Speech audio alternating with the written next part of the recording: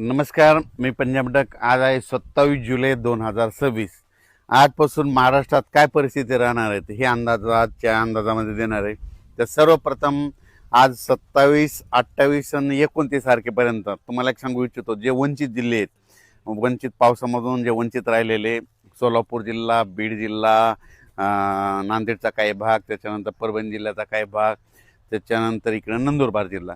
तर ह्या जिल्ह्यातल्या म्हणजे 5 जिल्ह्याला सांगू इच्छितो की परभणी जिल्हा, नांदेड जिल्हा, धाराशिव, सोलापूर आज म्हणजे दुपारनंतर म्हणजे दुपारपर्यंत ऊन पडेल, पण दुपारच्या नंतर 3-3:30च्या नंतर मग काय होणार आहे, काळकुट्ट आभाळ येईल आणि मग ह्या 5-6 जिल्ह्यामध्ये जवळपास 27, 28 आणि 29 तारखेपर्यंत अर्ध्या घंट्याचा 1 तासाचा जोराचा पाऊस पडणार आहे म्हणून हा अंदाज लक्षात घ्यायचा.